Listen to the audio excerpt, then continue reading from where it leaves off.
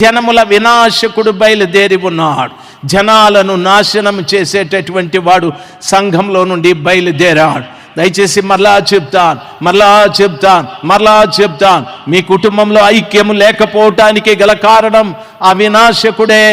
మీ కుటుంబంలో ప్రేమ లేకపోవటానికి గల కారణం ఆ వినాశకుడే. మీ కుటుంబంలో ఆరోగ్యం లేకపోవటానికి గల కారణం ఆ వినాశకుడే. మీ కుటుంబంలో మీ కష్టార్జితం మీకు సరిపోకపోవడానికి గల కారణం ఆ వినాశకుడే. మీ కుటుంబంలో ఐక్యత లేకపోవడానికి గల కారణం వినాశకుడే. మీ కుటుంబంలో రోగముతో ప్రజలు బాధపడటానికి గల కారణం వినాశకుడే.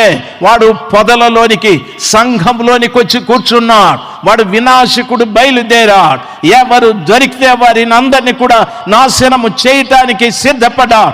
రాత్రి సమయమందు వినాశకుడు నా సంఘములో నుండి పారిపోవాలి, ఆ సంఘంలో నుండి సాతానుడు పారిపోవాలి అనే ఒక గొప్ప పట్టుదలతో ప్రభు పాదాల చెంత కన్నీరు ఏడవాలి. ప్రభువా, నేనే ఆ పాపిని, నేనే ఆ ద్రోహిని, నేనే వెలివేయబడిన వాణ్ణి, నేను విరోధిని, నన్ను క్షమించమని ఆయన పాదాల చెంత పడి